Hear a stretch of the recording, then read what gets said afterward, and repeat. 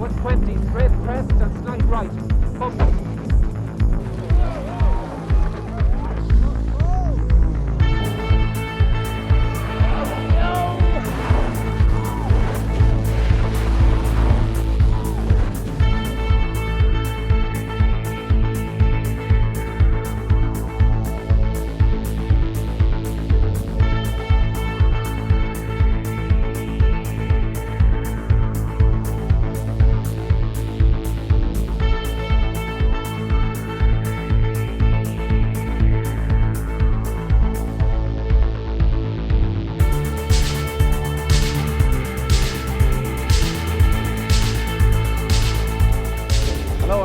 Day one of the Bank of Ireland Finance Circuit of Ireland Rally. You know, there are no certainties in motorsport, certainly not in rallying, and as we assemble here at Templepatrick, just outside Belfast, awaiting the start of this great event, there's that air of expectation, excitement, but also mild apprehension about the quality of the field. We'd all love an Irish victory, but we also know that that could be more of a dream than a reality.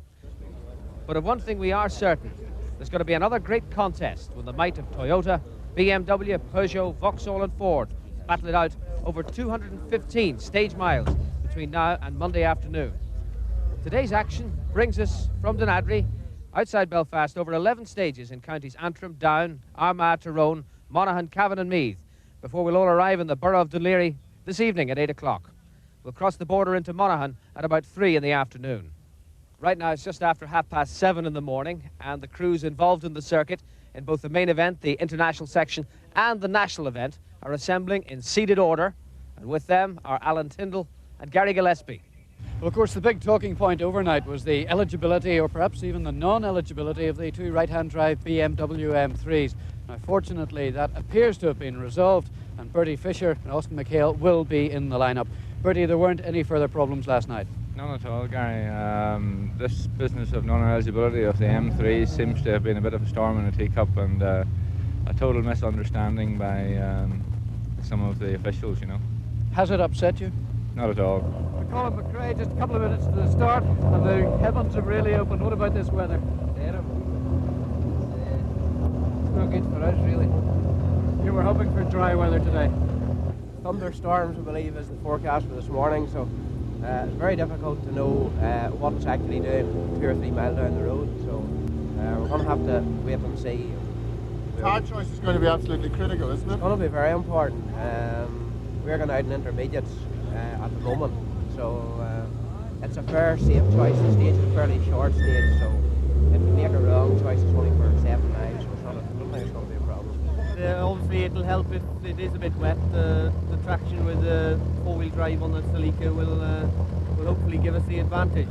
I think basically it's probably to our advantage to an extent, because it'll slow the cosmos down a bit, the turbocharged cars, and obviously David Llewellin will probably run away in the 4-wheel drive, but the first few stages are very quick, and we'll wait and see. We were not happy with the weather, obviously. We'd like it to be dry because we're not experienced at the job, but we're here now, so we'll give it a crack. The Mayor of Antrim, Councillor James Graham, pauses for a moment and then flags off car number 1, Malcolm Wilson and Nicky Grist, to start the 1990 Circuit of Ireland Rally. Behind them, the Celica GT4 of David Llewellin and Phil Short, their 4-wheel drive sure to be a big advantage in the wet. Colin McRae is hoping to maintain family honour after his dad Jimmy's 7 circuit wins. Then comes the first of our camera cars, Kenny McKinstry and Robbie Philpott. They take us over the starting line.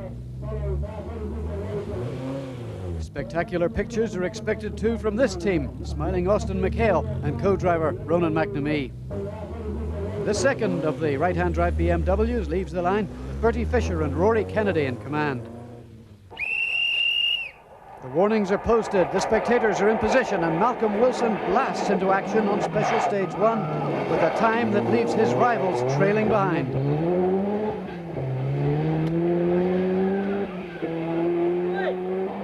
Llewellyn's Toyota is puffing ominous black smoke, but it looks worse than it is. The Welshman is only 3 seconds slower than Wilson. Colin McRae is determined to take no risks on this first stage. The same can't be said of the fans, who found an unusual way to hitch a lift. Graham Middleton drops valuable time when an intercom fault cuts off his co-driver's pace notes. 40, turn hairpin But there are no right. such problems for Kenny McKinstry and Robbie Philpott in their Group N Cosworth. Flat right, 100. Flat left, 60. 2 left, maybe. Cut into 1 right, 60. Turn 6 left, narrow. Saku Veerama is finding Irish tarmac completely different from anything he's experienced in his native Finland, but he's learning fast.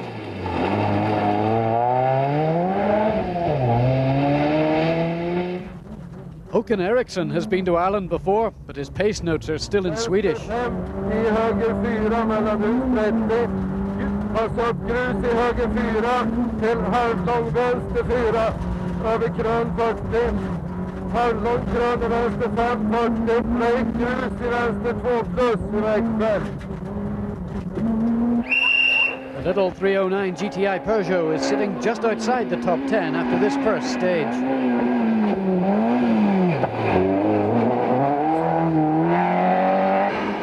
Welshman Gwyndaf Evans is next on the road in a Cosworth Sapphire. It's a definite possibility for Group N honours. Austin McHale's black BMW hammers down the Quailswood stage, and stand by for a unique view of rallying from a brand new in-car camera with 3 lenses. First, the conventional view. 130. Fast right. Now a shot of the driver in action. And quick left. And quick left, cut. And slight left. And finally, a seat on the front bumper at speeds of over 100 miles an hour. Quick left and very fast right. Very fast right. 70, caution, very fast left. 50, medium right at hedge. 70, absolute crest. 100, medium left. Medium left. Bertie Fisher is in the action at last and glad to leave those scrutineering problems far behind. A twitch of the tail shows he really means business. And Andrew Wood also finds conditions slippier than planned in his Cosworth. At the beginning of the Bells Hill stage, Malcolm Wilson leads David Llewellin by just 3 seconds, but his advantage is short-lived. The hard-charging Llewellin turns the tables on the Ford driver and ends the stage with a lead of 5 seconds over the Sierra. Colin McRae leads the British Rally Championship after the first round and is determined to score more valuable points this weekend. Graham Middleton heads the BMW parade, but his car is still in the original left-hand drive. 60, 1 left into 3 right. Kenny McKinstry is on home Into 1 territory, left over and he's a crest big and favourite 1 with the left. Ulster fans. They love his Into round aggressive 2 left, driving style. continues and tightens into 4 left at pole on right. Into 2 right, 60, crest and dip and 2 right. Into 1 left, 100, turn 7 right, don't cut.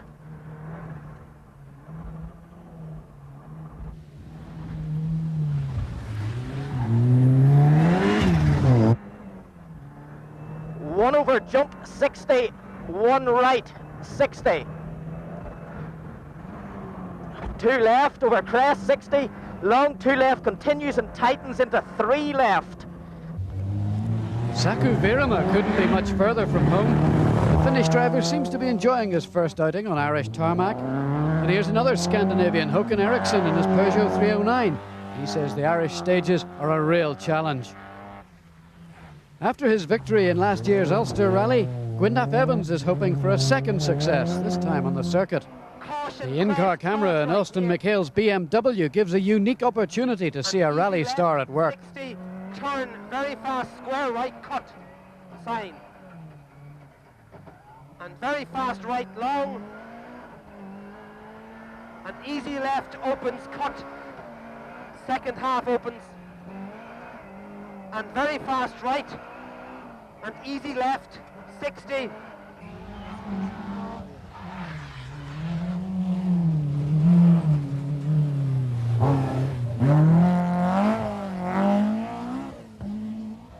And here's the hard-charging Bertie Fisher in a similar right-hand drive BMW.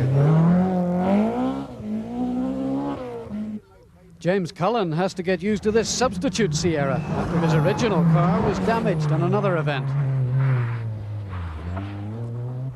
60, 3 right over crest, 40, turn 5 right. Near the end of the Bells Hill stage, McKinstry and Philpott are heading for the right finish over line, crest, having into survived 5 the slippery left, don't conditions. cut. Into 2 right, into 4 left, 60. 3 right maybe, into 1 left over crest, into flat crest, and flat right 100. Keep on. 3 right.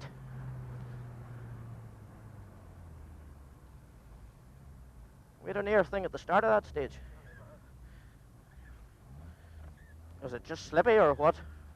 Bucks Head stage near Downpatrick, and Wilson in the worked Sapphire is having a fraught time. An overshoot on the last stage has cost him 5 seconds to his arch rival Llewellin.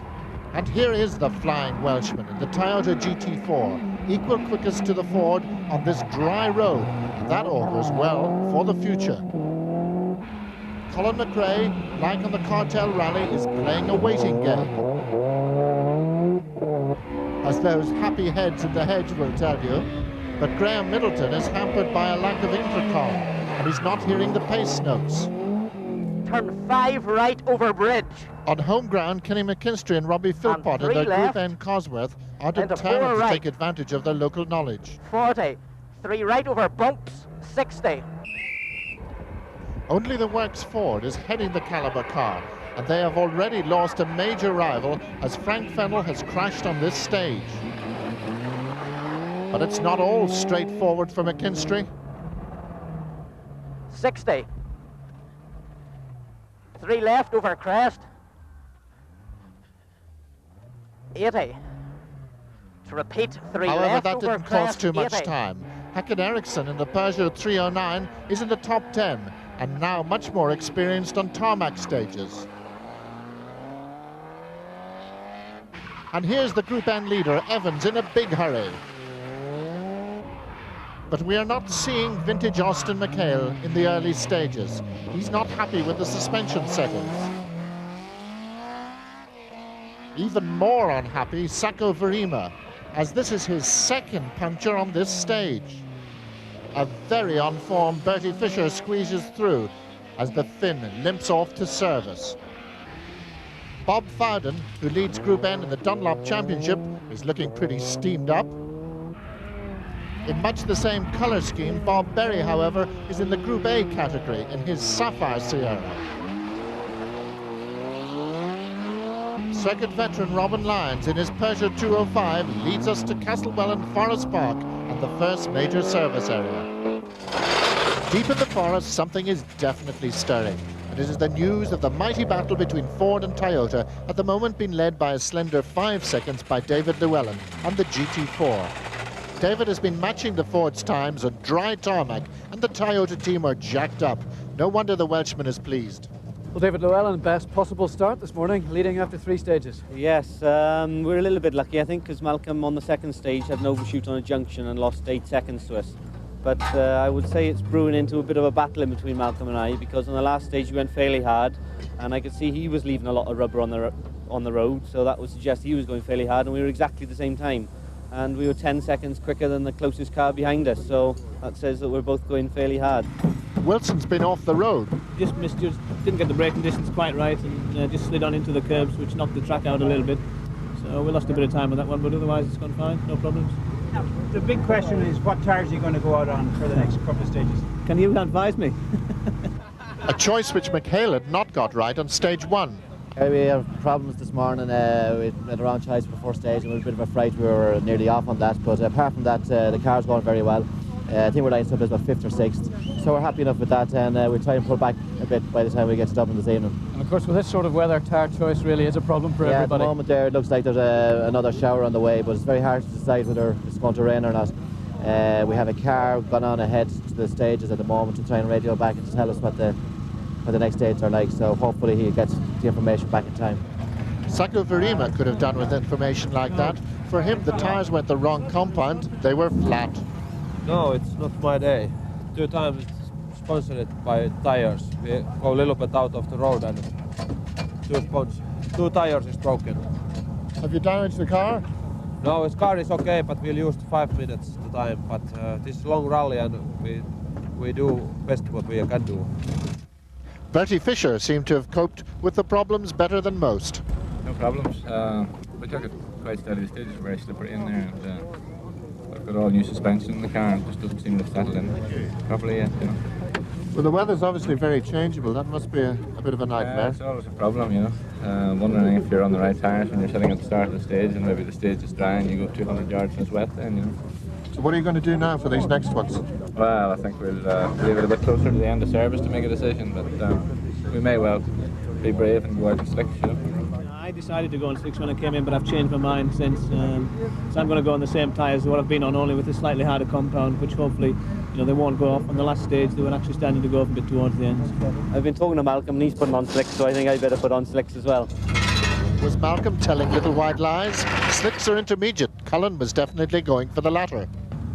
Sakavarima, the amicable Finn, despite his problems, still had time for one young fan. Hopefully it'll get better tomorrow. Graham Middleton just wanted to leave the memory of those 3 stages behind and drive towards tomorrow. It's dry again on special stage 4, but early leader Malcolm Wilson is still finding the roads very slippery. Even the man who's taken over the top spot, David Llewellin, is finding problems with the surfaces despite his 4-wheel drive. It's steady rather than spectacular progress for young Colin McRae as he maintains 3rd place. Second in Group N, Kenny McKinstry gets 2 warnings about a hairpin, but it still doesn't help. Turn hairpin right. Repeat, turn hairpin right.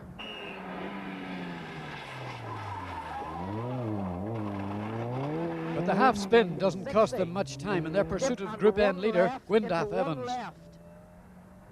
Into 1 left, into 2 left over crest, and crest 40, 2 right, tightens into 3 right. Graham Middleton still can't hear Kevin Shaw's pace notes. It shows here.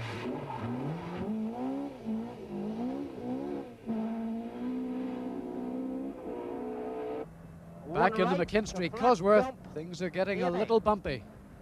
Flat dip, 60. Flat jump, 80. 1 left, 80. 2 right, 60. No wonder rally cars break down under that sort of punishment.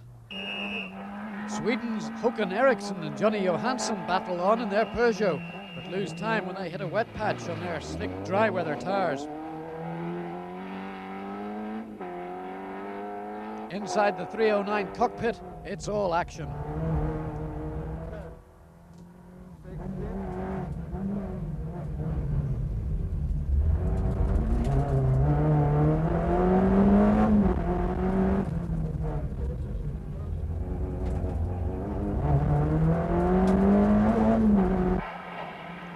No happy return to Ireland for Welshman Gwyndaf Evans. The Group N leader is going so well here, but will have to retire with electrical problems just a little bit further down the road. Austin McHale thinks the BMW's front suspension is suspect. He doesn't like the way it reacts under braking. But the Dubliner still holds 8th place. Slight left over crest, and quick right dip and left.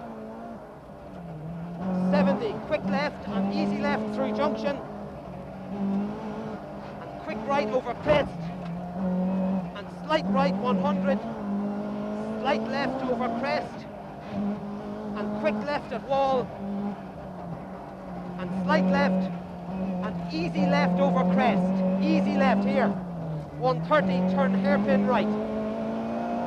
Hairpin right. Bertie Fisher started 11th and is now up to 4th overall, while Scott's driver Andrew Wood makes full use of the road in 10th place. James Cullen's distinctive pink Sierra is settling into the event quite well, but poor Saku Viraman has dropped way down the field after his 2 punctures. The big surprise of the morning comes from Northern Ireland driver Richard Smyth. Seeded 24, he's roared into 5th place after 4 stages. Special Stage 5, 8 miles long, and perhaps the chance for Malcolm Wilson to pull some time back on the leader. But David Llewellin is in no mood to relinquish his lead, and in fact widens the gap to 24 seconds. Among the spectators just north of Banbridge, Mum and Dad McRae waiting and watching for son Colin to keep up the challenge. Kenny McKinstry's fine run continues, and there's a demonstration of one-handed steering as his left hand holds the Sierra in gear. One right over crest and dip into 3 left, and flat crest into 2 right, maybe 60. Caution crest into 5 right. And here is Colin McRae. What does his dad think so far? At the moment, Colin's he's going all right, so I'm feeling okay. But probably more nervous than what I'd be if I'd been doing the event. When you see the different weathers, and we have a radio in the car, and we're trying to radio back the weather, and thinking that I wouldn't like to have been Colin's decision what tyres to choose. Now, what tyres would you have chosen?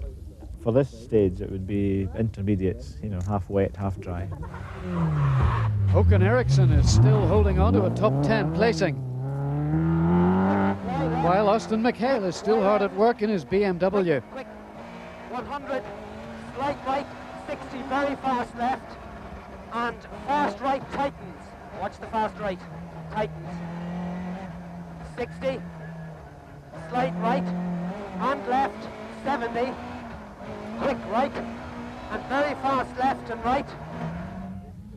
The Dubliner hasn't been able to match Bertie Fisher's pace today, but he's still well ahead of number 4 seed Graham Middleton in the other BMW.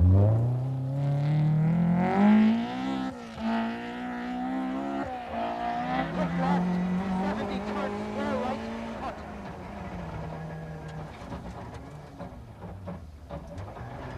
.150, long, easy left. Long, easy left. And quick right. Crest, dip, easy right. Easy right. 150. Absolute left. Over long crest. All absolute. And absolute left. And absolute dip 130. Turn square left loose. Turn square left loose. Loose on the exit. 130. Sharp right. Sharp right. Sharp right. Bertie Fisher and Rory Kennedy are still 4th, but there's now 50 seconds between them and 3rd placed McRae.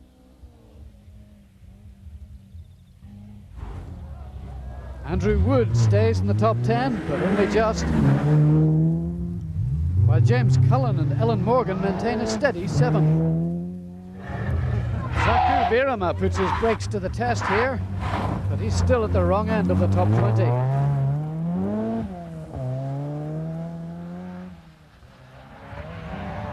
Chris Perpeck had to stop and push a crashed car out of his way on an earlier stage, but there are no such problems for the Astra here.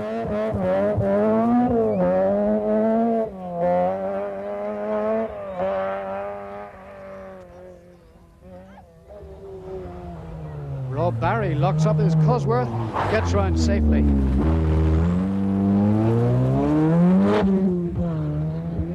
While Richard Smyth continues to amaze the onlookers with his charge up the field. The balancing leg stages in Craigavon are a special spectator attraction during the NIIB stages.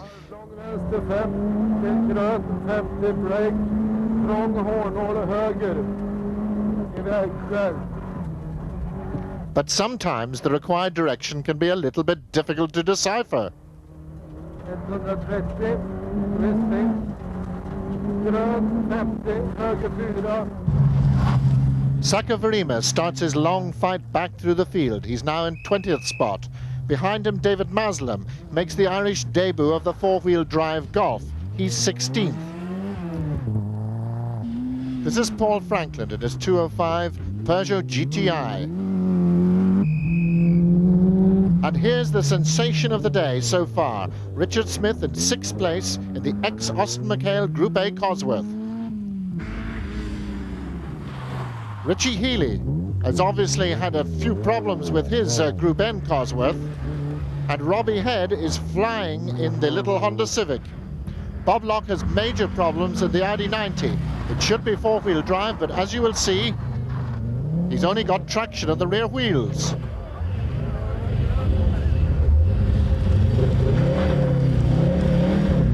And it takes an awful long time to get going again.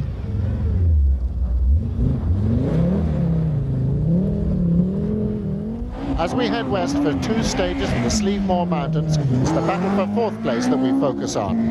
5 cars are on the same minute, led by Bertie Fisher, who really has to press on to stay ahead of James Cullen in the Brooklands Cosworth.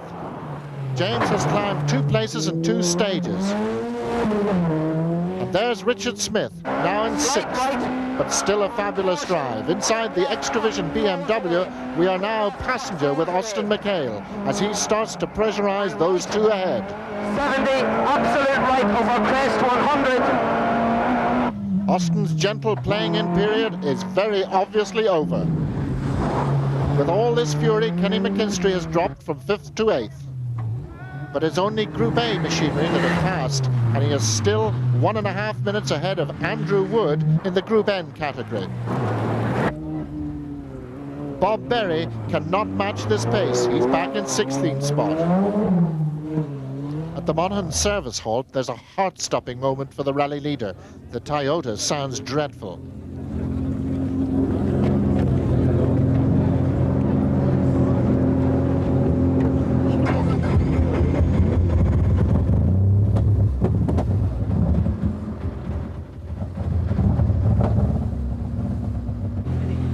Colin McRae is unaware of Toyota's problems, and their team manager, David Ewells, doesn't seem to be panicking just yet.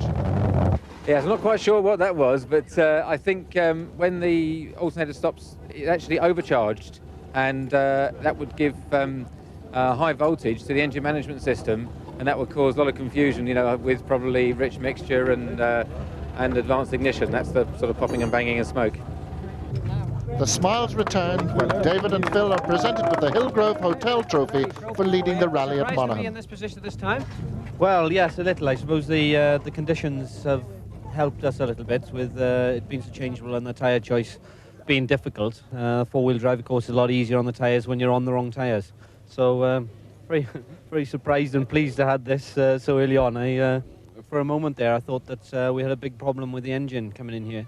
I just literally coming in here and started the car, and the alternator light came on, and the car wouldn't run at all, very little anyway, and there was a lot of smoke and banging, and I thought the engine had, something had gone wrong in the engine, but in fact that's all it was the regulator on the alternator had failed, and too much electric was coming from the alternator into the brain for the engine, and it was just messing it all up, so not such a big problem, I'm glad to say. Here's Richard Smyth. Did you expect to find yourself in this position? What, 6th in Monaghan? No, I'm very, very surprised. Very surprised indeed. I'm very happy about it. How much of that's due to the car? It was Austin McHale's, wasn't it? It's all the car. It's all the car. I'm just twiddling the wheel here. The car's fantastic. I really love the car. So much power to get me out of trouble whenever we do something wrong. Super. The penultimate test of competitors and cars on day 1 takes the crews to Parker's Loch near the village of Baileyborough. Wilson and Grist are still unable to catch the Flying Welshman. Llewellin's new lightweight Celica has performed superbly throughout the day. Colin McRae and Derek Ringer are pacing their rally very carefully indeed. While Kenny McKinstry's showroom class Sierra has been holding off more powerful opposition all day.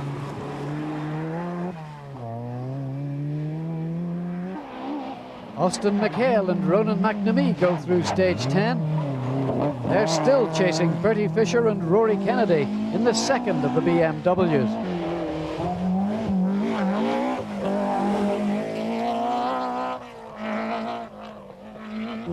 Here's Dave Metcalf in the Nova GTE. And Richard Smyth, delighted to be up amongst the front runners.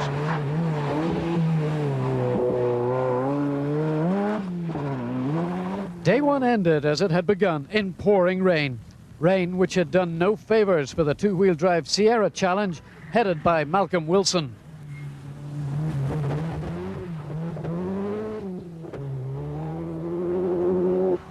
David Llewellin, on the other hand, was revelling in the conditions and making the most of this unexpected bonus. After his first international win earlier this year, Colin McRae had shown a new maturity on day one of the circuit and had been rewarded with third place. Kenny McKinstry and Robbie Philpott have had a great first day. Their teamwork taking them into the lead in Group N. 60. Flat crest 40. 1 over jump 80. Flat right 60. 2 over jump to dip 100. Flat crest 60. Dip and crest 60. Crest 60. Turn 5 left. Opens. 40. Flat crest 60. Flat left 60.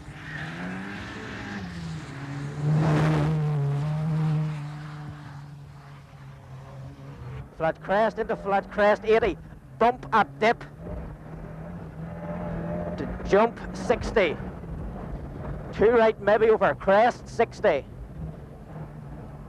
2 right over bump 60.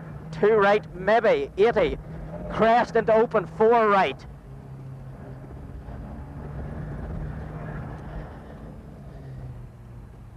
Into 4 right, into 4 left.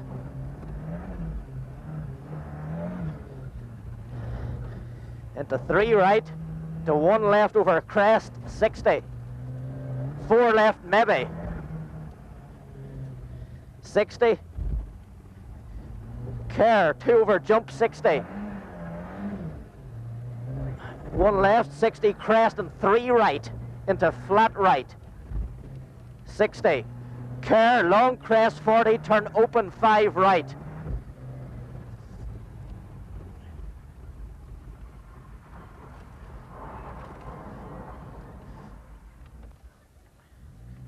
$150. You'd think you had planned that. 2 left, maybe, into over 2 over jump on bridge, 200. Graham Middleton must be disappointed with 11th place at this stage of the rally. His early intercom problems costing him a lot of time. Håkan Eriksson had been 15th after stage 1, but by stage 11 he was 9th. Austin McHale was still trying to catch Bertie Fisher. But the Ulsterman was determined to fight off the challenge. Dave Metcalf began at number 12 and ended the day at number 12. Not bad for the little Nova. James Cullen and Ellen Morgan have had their moments, but they've still managed to end the day in one piece. Saku Virama dropped to 20th overall, but is sure to improve as he comes to terms with Irish tarmac and Irish weather. But surely this is the driver of the day, Richard Smyth, up from 24th to 6th on the first day of the rally. And so to the final service of the day, and an opportunity for the Irish drivers to review their positions. James, how has the day been? It's been somewhat like the conditions, very, very mixed, but mostly on the downside. It hasn't been the greatest of days at all now, but at least we've made it back to Dublin tonight, so we're happy with that. The Pink Panther is still obviously very much involved. It's a favourite sight for the spectators. Have you anything in store for them tomorrow, do you feel? Well, I hope to do a bit better tomorrow than we did today. A bit very apprehensive with the car early on with the conditions, but on the last one now I felt more at home with the car and I started to drive it for the first time and it started to feel good. So hopefully tomorrow we'll continue on in that way. Kenny, what kind of a first day have you had? Very good day.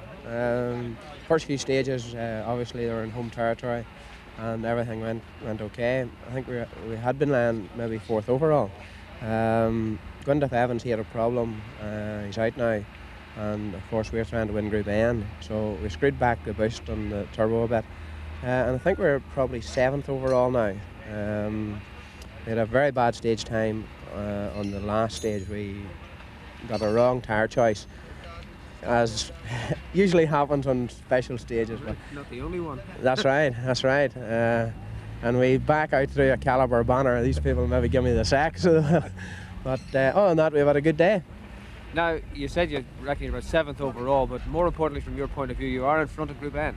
Yes, we're about 1 minute and 5 minutes and 10 seconds, and I mean, that is what we came here to do, was win Group N. It's very important for us to do that. And if we can keep that gap, and I think we can.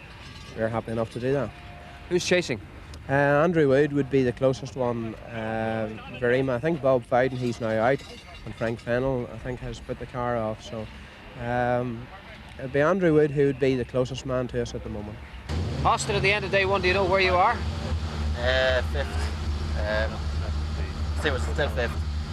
So no improvement over the last two. We have a few fairly good times, all right. The change, a lot of suspension in the car, but we're going to change more now. We're going to use a different profile tyre as well.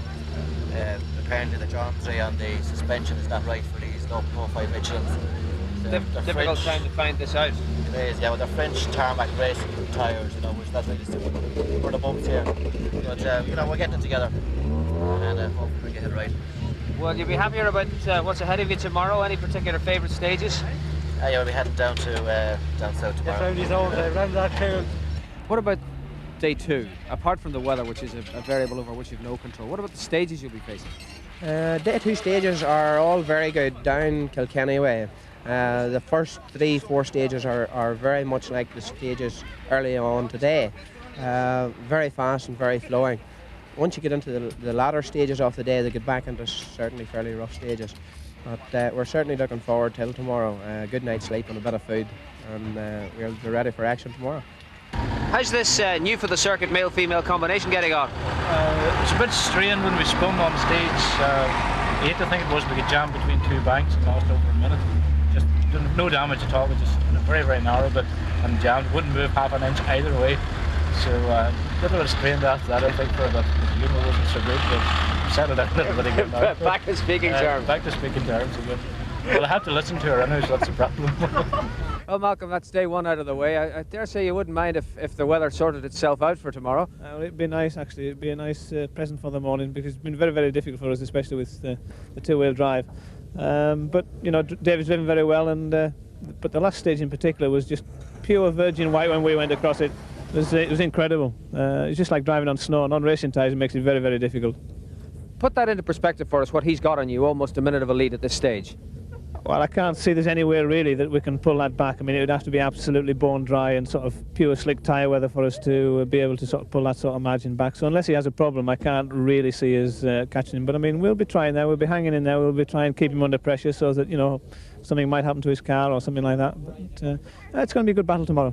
Good day for you, David. Yes, very good. The car's gone perfectly. Conditions have favoured us, of course, so we've just under a minute lead, so I'm very happy with that. Yes, that's not bad after one day, but of course tomorrow's another day and it's a very early start. It'll be early to bed, will it? Oh yeah, certainly, yes. I think it's quarter to 6 start in the morning, so not traditional Sunday starts at all in Ireland, are they? Certainly not for us either. No. But thinking about what is ahead of you tomorrow, do you relish the prospect of the Sunday stages?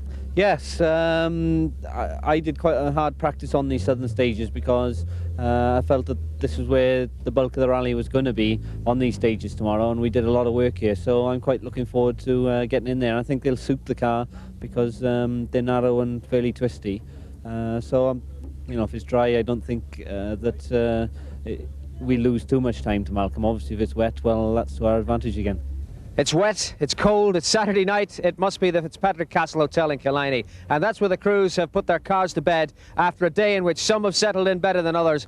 A day in which David Llewellin has really taken this Circuit of Ireland by storm. If we look at the leaderboard, we'll see just how.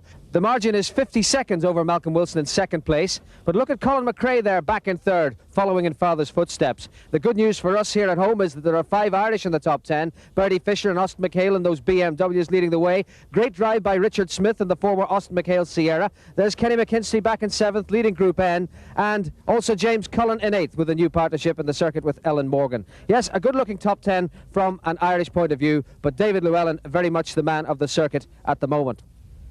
Tomorrow, it's an early start, 12 stages, 90 stage miles as we head off around Carlow, Kilkenny and Wicklow. What I can promise you is there will be some startling developments. There always are in the Circuit of Ireland. I hope you'll be able to join us for the roundup of Day 2 of the Bank of Ireland Finance Circuit of Ireland. That's tomorrow.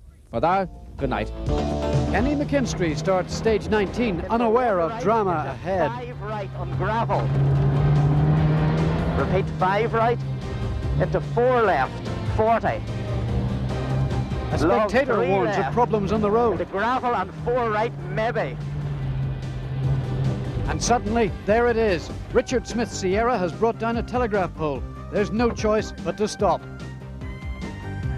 Gonna have to stop the stage, can I? I've got a bit bucked now. No, no, he can lift it round, he can lift it round. No, we just have to accept that we're gonna lose the time. Okay, the long 5, just take it easy, Kenny, take it easy, 5 left. Co-driver 3 Robbie right over Philpott is crest. concerned that Smith's damaged Sierra may be round the next 3 bend. left, 40. Still on the stage, probably. Caution, long crest, and 4 left. 100. 4 left. 2 right, maybe.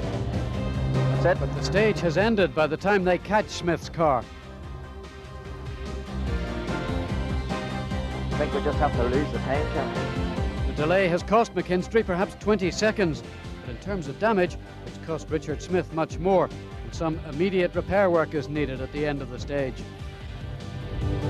100. On special stage 20, McKinstry and Philpott may feel their troubles are all behind them. 4 left, Another maybe. rally hazard lies ahead. Into 2 right. This time, it's rocks on the road. But the delay is minimal. The Cosworth completes the stage without further drama.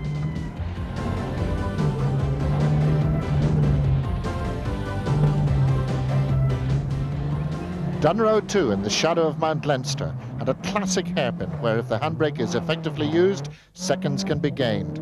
Llewellin is copybook. Wilson, who needs those seconds, the gap is almost 2 minutes, fluffs it a little.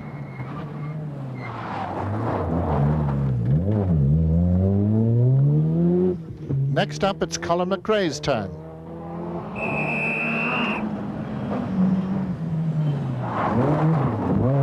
And that's just perfect. You can see the back end damage from stage 19. Austin approaches.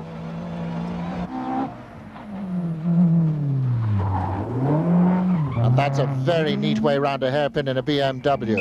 Kenny McKinstry should know this trick. Hairpin right. Oh, Kenny.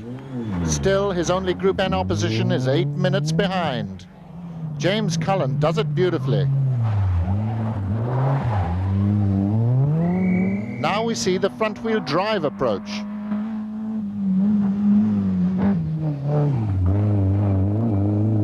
Graham Middleton has made up 4 places today, and this should help his climb up the field. And Chris Birkbeck knows how to use a handbrake very effectively. David Llewellyn's Toyota has leapt into a 2-minute lead as day 2 draws to a close. The Welshman has driven brilliantly throughout the day. Malcolm Wilson takes the view that the gap is just too wide to close.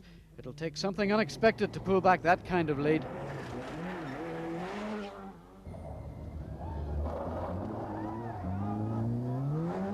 Suddenly, Austin McHale has an unexpected chance to catch third-placed McRae.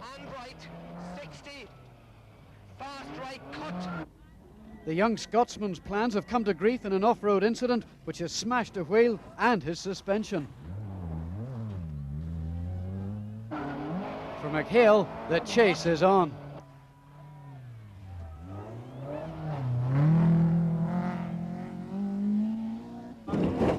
The damaged Cosworth limps on, but at a much reduced speed.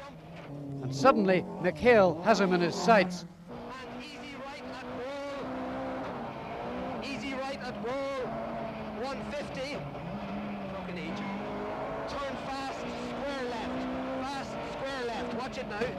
The BMW eventually gets past, and Colin's dad Jimmy can only grin and bear it. That's rallying, yes. That's the Circuit of Ireland especially. Yeah, he's dropped well, he must have dropped a minute there to Austin, so it puts it pretty close. But a lot of people will actually say he's got guts to go on. He's trying to get to the end of that stage, right? Oh, yeah, definitely, yeah. So as long as he doesn't have too much guts. No, it'll be all right. Long 4 right over gravel into 4 left over Kenny gravel. McKinstry's had a good day too, in spite of difficulties caused by other people's problems. Turn the hairpin right.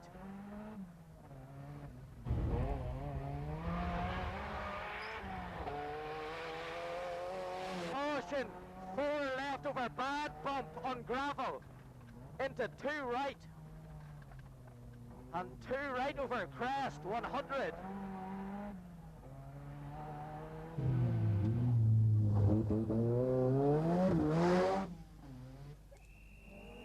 James Cullen snakes his way along stage 22 in 5th place.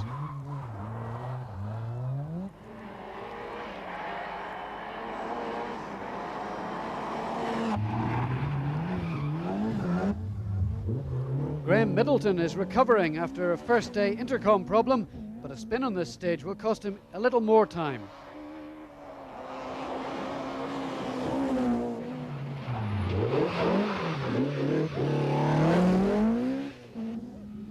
Even at the end of a long day's rallying, the crowds are still out to see the action. Håkan Eriksson barely notices them.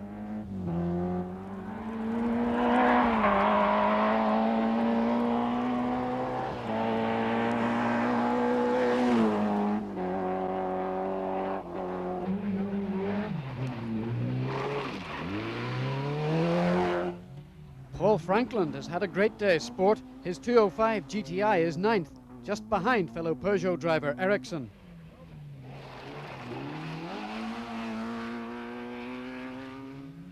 Chris Birkbeck has been struggling with a faulty gearbox in his Vauxhall Astra, but his only spare is for forest stages, and it wouldn't suit the Irish tarmac.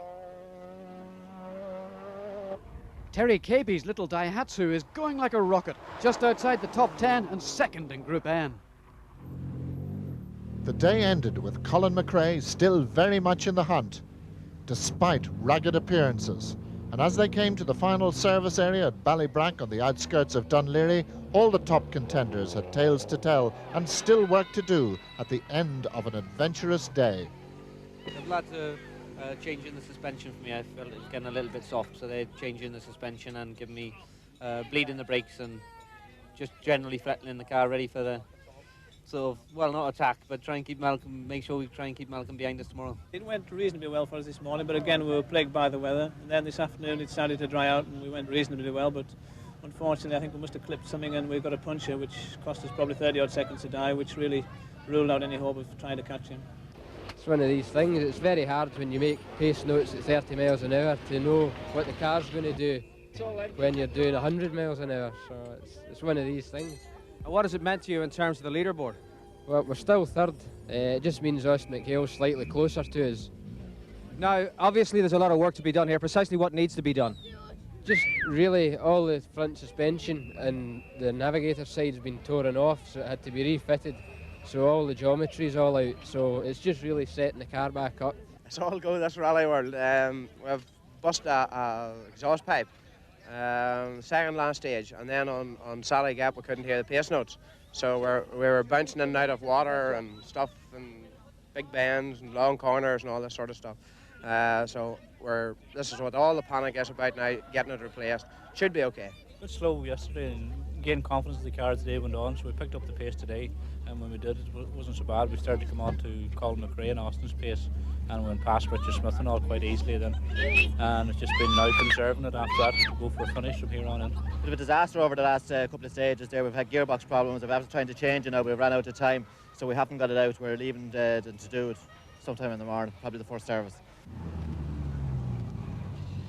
Today's stages have not only broken the back of the 1990 circuit, they've broken the hearts of many talented crews. And at the end of it, we see 5 different makes represented in the top 10. A look at the leaderboard will show us that David Llewellin has held on to his top spot. He's now 1 minute and 47 seconds ahead of Malcolm Wilson in second place. Colin McRae holding on to third there, but look at that, 3 Irishmen still involved: Austin McHale, James Cullen and Kenny McKinstry. Graham Middleton, Håkan Eriksson, Paul Franklin, and you name, as is Chris Birkbeck. Yes, it's a very changed top 10 at the bottom end from last night.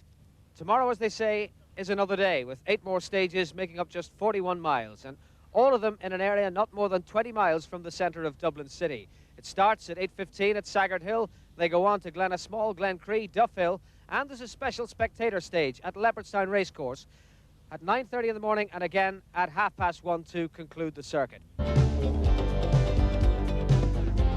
Final chapter is about to unfold in the 1990 BIF Circuit of Ireland Rally, the 51st running of Ireland's premier motoring event. It's Dunleary, it's 7:30 on Easter Monday morning, and the question we have to ask is, are there storm clouds on the horizon for some? There are 8 stages still to be driven by the 40-plus crews still involved, 42 stage miles, some of that mileage tough and tight, so there could still be many a slip twixt cup and lip. A look at the leaderboard will confirm that it should be all over bar the shouting. David Llewellin way out in front of Malcolm Wilson and Colin McRae. But look at those 3 Irishmen all together, McHale, Cullen and McKinstry, and 5 different makes involved in the top 10.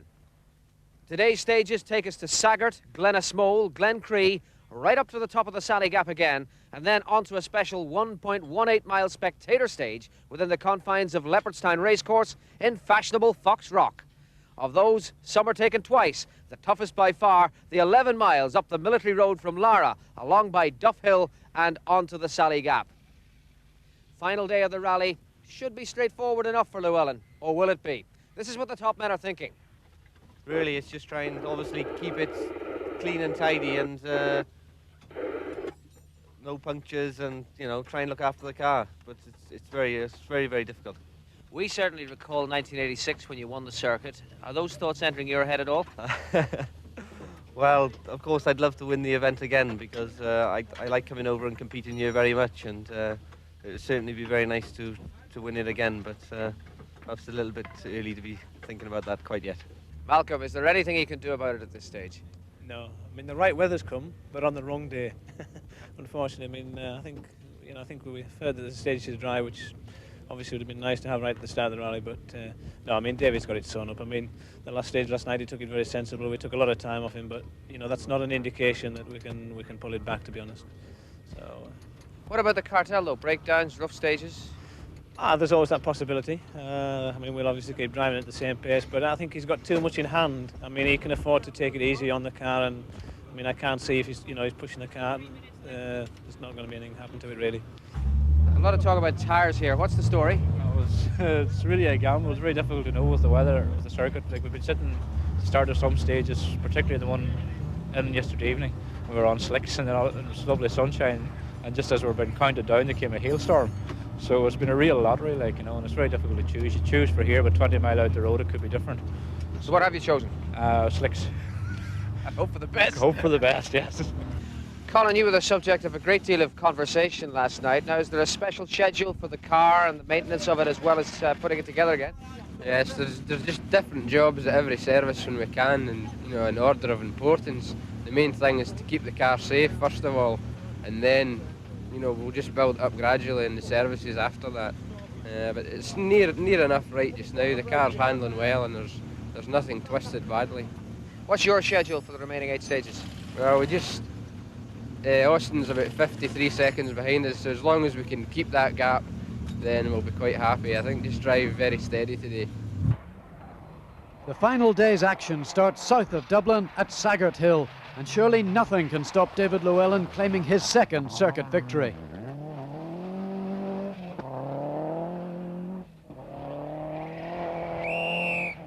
It's going to take a miracle for Malcolm Wilson to pull back a deficit of nearly 2 minutes. Colin McRae's service crew have worked wonders to keep him in 3rd place, despite last night's heavy accident.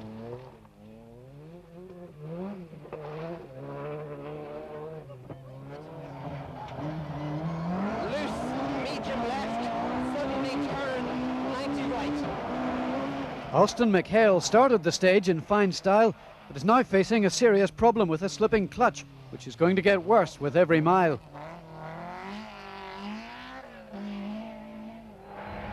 James Cullen is 4 minutes behind McHale in 5th place.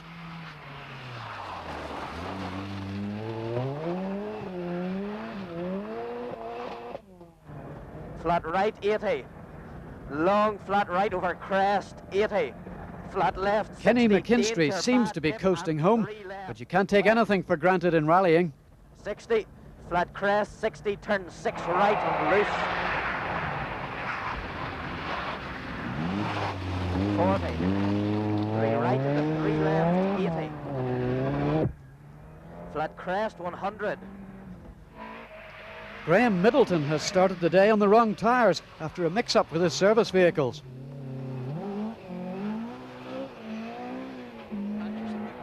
Håkan Eriksson is another who'll be trying hard right to the finish line. 30. Höger 4 till vänster 4, 30. Grönt 150, twisty. Grönt 150, twisty. Teammate Paul Franklin continues yesterday's fine form with another fast time in the 205 GTI.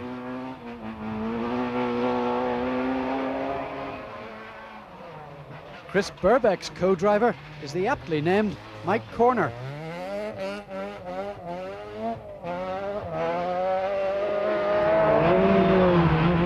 Rob Barry's distinctive Sapphire Cosworth is just one place outside the top 10. The big Cosworth is followed immediately by the little Daihatsu of Terry Cabey and Kevin Gormley.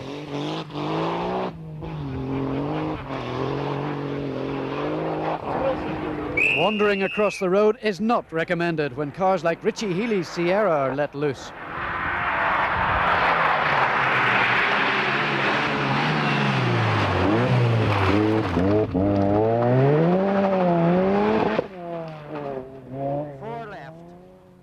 Turn 3 left over gravel.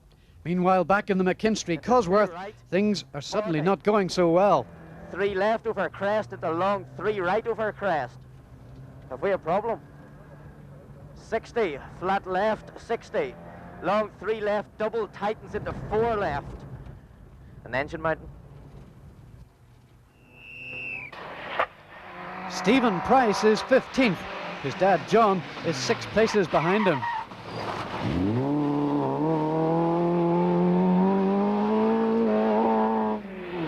Scott's crew Robbie Head and Campbell Roy's only problem seems to be overheating brakes as they continue to extract every ounce of power from the Honda Civic. It's 8:30. We're high in the Dublin Mountains beyond Killikee and it's freezing cold.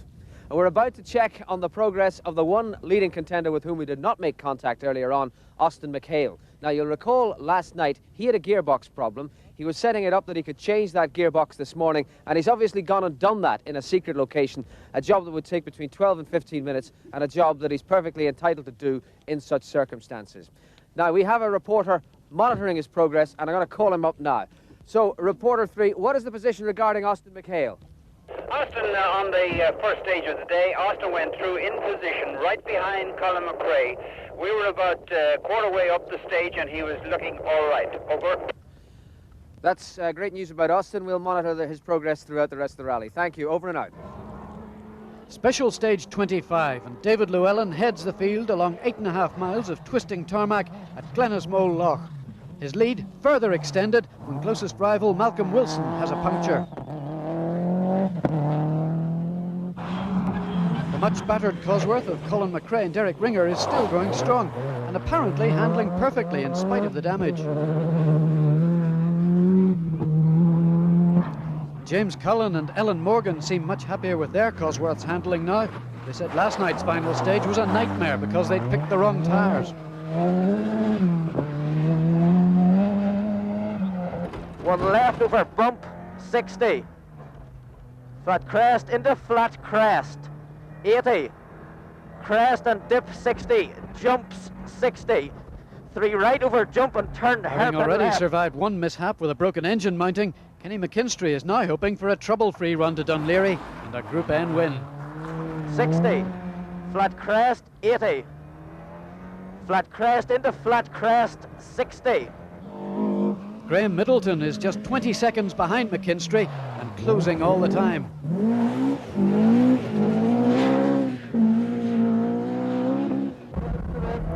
Inside the Håkan Eriksson Peugeot, we get an idea of the demanding nature of this fabulous stage with its twists, turns and bumps.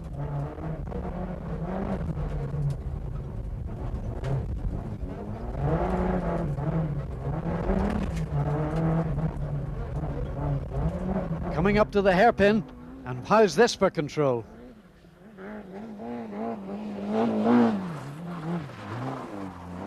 Just a minor correction, and he's away.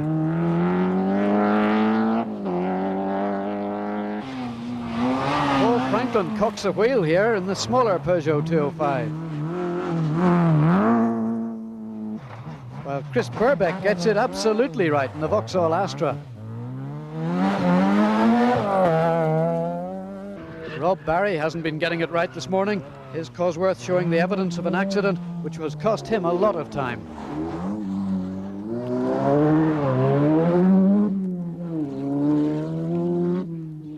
But no such problems for the pocket rocket. Terry Caby's little Daihatsu is 11th overall. A fabulous performance. There's a bird's eye view of the Ballybrack shopping centre as the Circuit of Ireland High Flyers arrive for the first service of the day. Colin McRae reports an incident-free morning. No problems at all. The car was all straightened out after yesterday's accident and it was fine, handling perfectly. Austin's about 50 seconds behind and Malcolm's too far in front to catch, so we'll just try and get to the end now. Yeah, our clutch has gone over the last 3 stages. At the end of the 4th stage this morning it started to slip, so we've just nursed it back to here. We've dropped a lot of time. We cannot change it. It can take about 40 minutes to change, only 70-minute service, so what they're going to try and do is try and dry it out and just keep our fingers crossed that we get over Sally Gap, and the next 2 stages then are a lot of downhill stuff, so we can afford to drop about 1.5 minutes per stage to hold on to the position that we're in. Rally leader David Llewellin arrives at Ballybrack with no such problems. In fact, he intends to turn down the turbo boost to conserve the Celica's engine over the final few stages. Malcolm Wilson is not so fortunate. Stage 25, we lost 2.5 minutes. It was 8-mile stage, and 1 mile into it we sort of landed after a crest, and the car just landed slightly to the right, and I think there must have been a stone or something in the hedge, and we just deflated the tyre. And then of course it was then make the decision, do we stop and change it, do we drive on? And of course there was 7 miles to go. It was very difficult to drive with 7 miles with a flat front, so found the next junction and changed the wheel, so it cost us sort of 2.5 minutes, so it's not a bad time loss really, considering that we drove for a while and then changed it. Trouble with my brain is the only problems we're having. It's so difficult. Malcolm obviously had a puncture on a couple of stages ago, and it's given us a 4.5 minute lead, and it's very difficult to drive through the stages when the conditions are still a bit tricky, because sometimes you think, oh, you're going too slow and you're losing a lot of time, and suddenly you find you're going too quick into the next corner. It's just very difficult to get a pace now where you can keep it tidy and not pick up any punctures. Kenny McKinstry's crew have sorted out the Sierra's broken engine mount, but the Banbridge driver still looks anxious as the car gets its final check. Victory in Group N is only 4 stages away. Perhaps some high-octane fuel will do the trick in the low-alcohol car.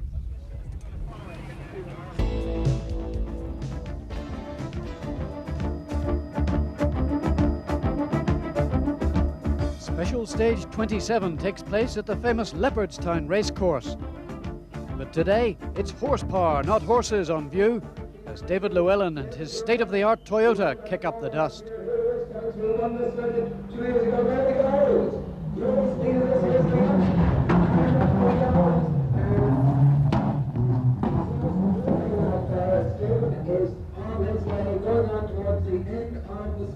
It's a great opportunity for the fans to see the rally stars and their cars close up.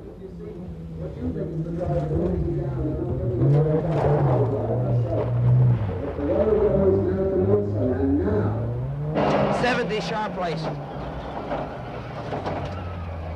And long fast. This is what it looks like from the inside of the McHale BMW, where the clutch problem is getting worse by the minute.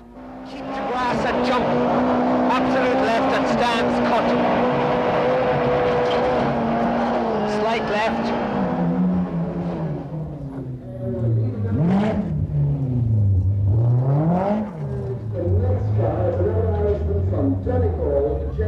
Terry Caby's charge up the leaderboard has impressed a lot of people.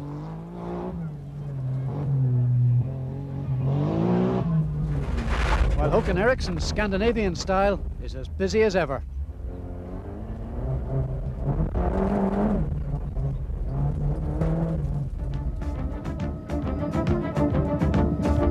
The beautiful Wicklow Mountains again provide a glorious backdrop as the cars reach Special Stage 28. It's a nerve-wracking time for David Llewellin. A second circuit victory is within his grasp, yet one mistake could spell disaster.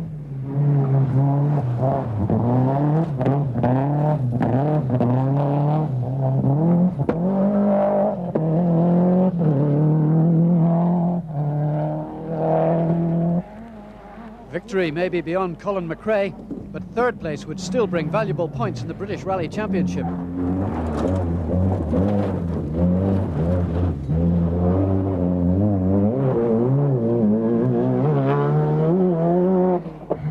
Malcolm Wilson presses on, hoping that a Llewellin mistake could yet bring a change of fortune.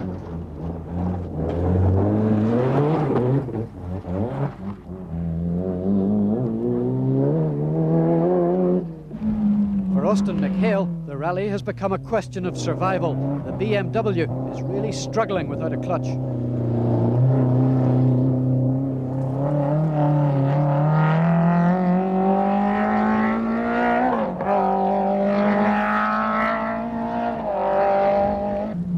James Cullen is fast making up ground on McHale and may yet catch him.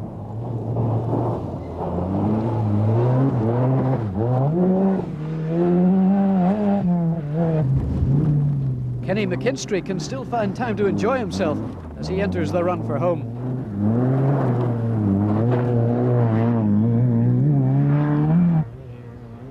But Chris Burbeck is in real trouble, apparently with gearbox difficulties, which look bad enough to bring his rally to a premature end. Once again, the circuit has a sting in the tail.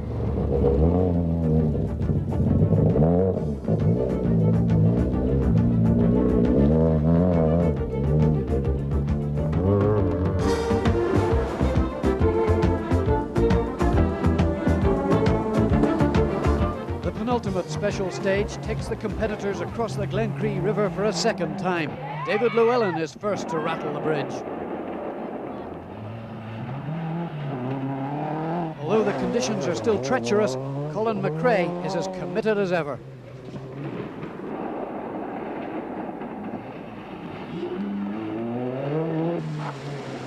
It now seems certain that Wilson and Grist will have to settle for second place.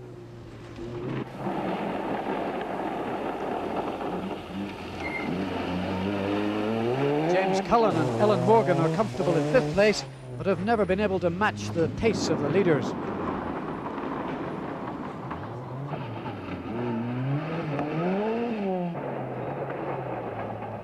Graham Middleton's BMW has overhauled Kenny McKinstry's Sierra to take sixth place, but he still trails Cullen by 4 minutes. McKinstry shows the style which has made him such a favourite with the Irish rally fans.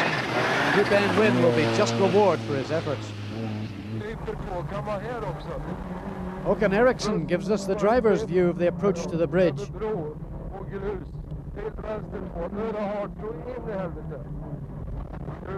Slow onto the bridge, fast off it. Never mind the dust in the spectators' hair. Paul Franklin is still 9th overall, but all the drama on the stage comes from 4th placed McHale, whose clutch has now gone completely.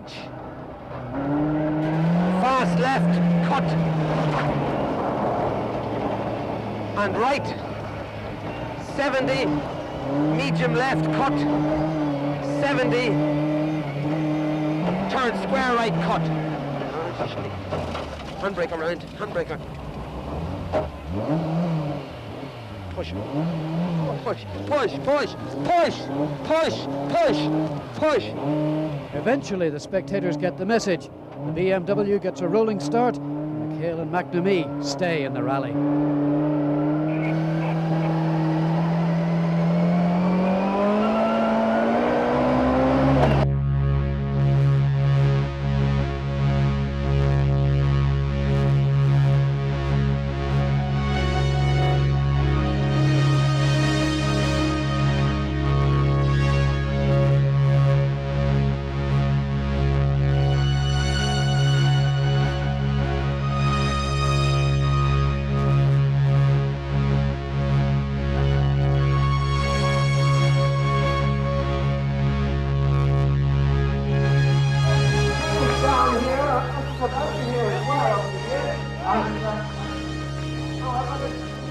David, congratulations from track to line, as they say.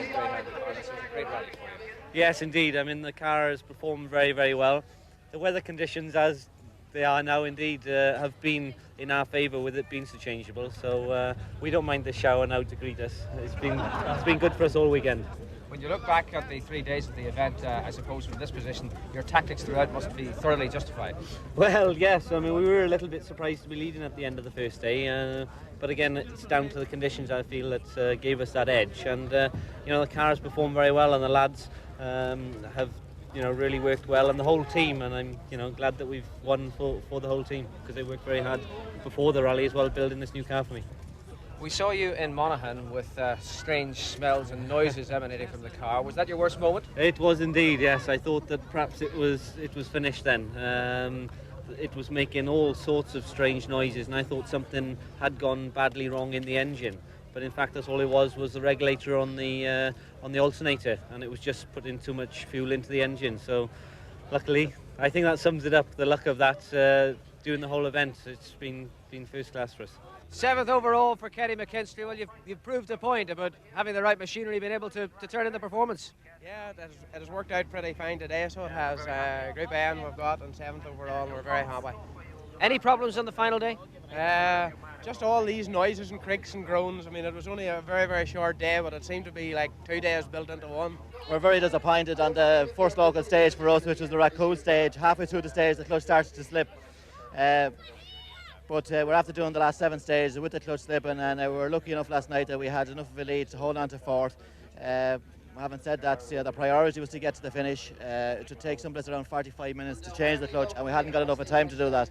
And so the 1990 BIF Circuit of Ireland Rally, the 51st edition of Ireland's premier motoring event, reaches its conclusion with victory for David Llewellin and Phil Short in their Toyota, a most popular victory among the huge crowd in Dunleary. The top 10 at the end of it, a top 10 headed by Llewellin, but also featuring their Irish drivers like Austin McHale, like James Cullen and Kenny McKinstry, all of them putting in sterling performances. In the Dunlop Tarmac Championship, Austin McHale increases his lead at the top of the table, and Llewellyn's win brings him into 2nd place. Malcolm Wilson and Bertie Fisher tie for 3rd, as do Frank Maher and Colin McRae for 5th. The Group N series is also a tie between Fowden and McKinstry. In the Shell Series, the current champion Llewellyn is back at the top of the table, with McRae slipping to 2nd, while Austin McHale is now in 4th place and Kenny McKinstry leads Group N. In all, 3 days, 31 special stages through 12 counties in Ireland, and the crowds came out to see it conclude in Dunleary, and we're pleased that the sun has finally agreed to shine on us. The rally will be back next year.